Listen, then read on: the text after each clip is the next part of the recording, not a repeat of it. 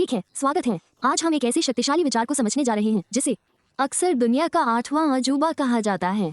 और हम शुरुआत एक अजीब जगह से करेंगे, यानी उन शब्दों से जिनका आप हर दिन इस्तेमाल करते हैं। भाषा में हम एक कमाल की चीज करते हैं जिसे कंपाउंडिंग कहते हैं। आप दो बिल्कुल अलग अलग शब्दों को लेते हैं, जैसे स्केयर और क्रो। आप उन्हें आपस में मिला देते हैं और आपको एक नया, ज्यादा शक्तिशाली शब्द मिलता है, स्केयर क्रो। आपने दो साधारण चीजों को मिलाकर एक ऐसा विचार बना दिया है जिसका अर्थ कहीं ज्यादा गहरा है। ये हमारे बोलने के तरीके का एक मजेदार मानसिक आधार है। ठीक है, बढ़िया शब्दों का गणित, लेकिन इसका उस चीज से क्या लेना देना है जो सचमुच किस्मत बदल सकती है और आपका पूरा भविष्य बदल सकती है।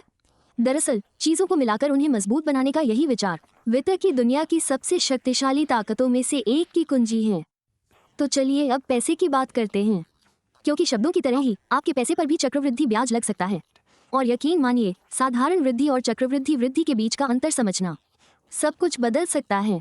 तो आपके पैसे के बढ़ने के दो बुनियादी तरीके हैं। एक तरफ साधारण ब्याज है, जिसमें आपकी शुरुआती जमा राशि पर ही एक निश्चित रकम जमा होती है। यह एक सीधी रेखा है, बेहद अनुमानित। लेकिन दूसरी तरफ चक्रवृद्धि ब्याज है, जिसमें आपको ब्याज पर भी ब्याज मिलना शुरू हो जाता है। यह ऐसा पैसा है जो खुद पैसा बनाना शुरू कर देता है। और यही वो मुख्य कारण है जिसके बारे में हम यहाँ बात करने आए हैं। साधारण ब्याज का गणित बहुत आसान है। आप अपनी मूल राशि लेते हैं, मान लीजिए $1000, और इसे ब्याज दर से गुणा करते हैं, मान लीजिए 1 साल के लिए 5%, और आपको अगले साल $50 और मिलते हैं, उसके अगले साल भी $50। ये रैखिक है, स्थिर है, और यही हमारा शुरुआती बिंदु है। चक्रवृद्धि ब्याज के साथ खेल पूरी तरह बदल जाता है। पहले साल के बाद आपकी कमाई के $50 फिर से जमा हो जाते हैं, इसलिए अगली बार जब ब्याज की गणना की जाती है तो यह $1050 पर होता है। यह एक छोटे से बर्फ के गोले की तरह है जो हर बार लुढ़कने पर थोड़ा और बर्फ इकट्ठा करता है और थोड़ा बड़ा हो जाता है। अब जब आप इसकी शुरुआत को देखते हैं तो ये सोचना आसान है कि इसमें बड़ी बात क्या है। मतलब, पहले साल में आपने $30 कमाए, दूसरे साल तक ये $30.90 हो गया। इसमें क्या बड़ी बात है ना? लेकिन थोड़ा आगे देखें, 10वें साल तक आप $39 से अधिक कमा रहे होंगे। यह कोई बहुत बड़ा उछाल नहीं है, मैं समझता हूँ, लेकिन ये धीमी स्थिर वृद्धि एक जबरदस्त उछाल का बीज है। तो हमने धीमी शांत शुरुआत देख ली है। अब अच्छे हिस्से पर आते हैं। आइए देखें कि इसे दुनिया का अजूबा क्यों कहा जाता है। यहीं से बर्फ का गोला हिमस्खलन में बदलना शुरू होता है। जरा इसे देखिए, ये तो अविश्वसनीय है। आपके $100,000 को दोगुना होने में पूरे 15 साल लगते हैं, लेकिन फिर अगले 15 सालों में ये दोगुने से भी ज्यादा हो जाता है, $220 से भी ज्यादा। दूसरे आधे हिस्से में वृद्धि पहले आधे हिस्से की तुलना में कहीं ज्यादा होती है। यही है घातीय वक्र, वही प्रसिद्ध हॉकी स्टिक पैटर्न।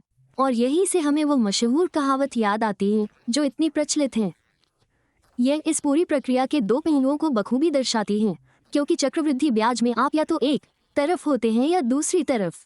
तो हाँ, असली बात यह है कि आप कैसे कमाने वाले बने और कैसे इसे चुकाने वाले बनने से बचे, क्योंकि यह शक्ति आपकी सबसे अच्छी दोस्त बन सकती है जो आपके लिए एक ऐसा भविष्य बना सकती है जिसकी आपने कल्पना भी नहीं की होगी, या यह आपकी सबसे बड़ी दुश्मन भी बन सकती है जो आपको बर्बाद कर दे। अब कमाने वाले पहलू के बारे में सोचना हमें सबसे ज्यादा पसंद है। बचत खातों में तो ये कारगर है ही, लेकिन असली ताकत तो शेयर बाजार में है। जरा सोचिए, एक अच्छी कंपनी अपने मुनाफे को फिर से निवेश करके विकास करती है, नए कारखाने बनाती है, नए उत्पाद तैयार करती है। इस तरह कंपनी अपने मूल्य को खुद ही बढ़ाती है। फिर जब आपको लाभांश देते हैं और आप उसे फिर से निवेश करते हैं और ज्यादा शेयर खरीदते हैं, तो आप उनके मूल्य में वृद्धि के ऊपर और वृद्धि कर रहे होते हैं। यह एक अद्भुत चक्र है। और देखिए ये कैसा दिखता है।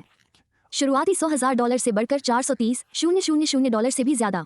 और सबसे चौंकाने वाली बात यह है कि इस अंतिम राशि का 3/4 से ज्यादा हिस्सा शुद्ध वृद्धि है। यह वो पैसा है जो आपके पैसे ने खुद कमाया है। लेकिन हमें इसके दूसरे पहलू, इसके बुरे पक्ष के बारे में भी बात करनी होगी। आइए बात करते हैं कि क्या होता है जब ये शक्तिशाली ताकत सीधे आपके खिलाफ काम करती है। ये खूबसूरत विकास वक्र एक दुष्चक्र में बदल जाता है।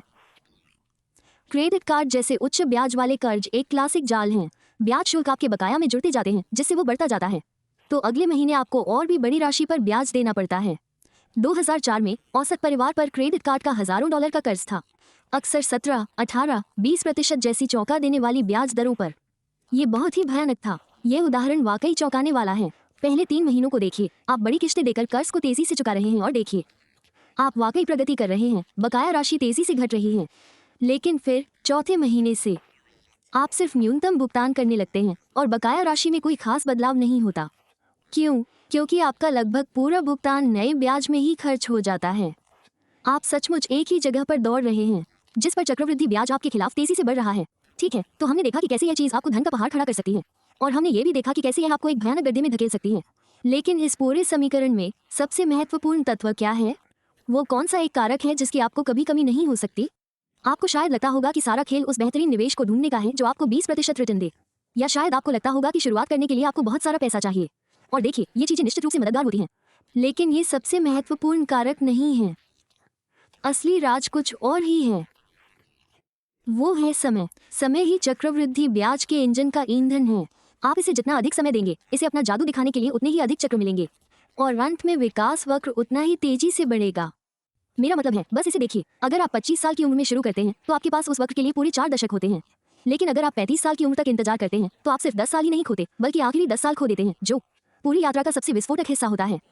यही वो हिस्सा है जहां वक्त लगभग सीधा हो जाता है। 45 साल की उम्र तक इंतजार कीजिए यार, उसके बाद पकड़ बनाना बेहद मुश्किल हो जाता है।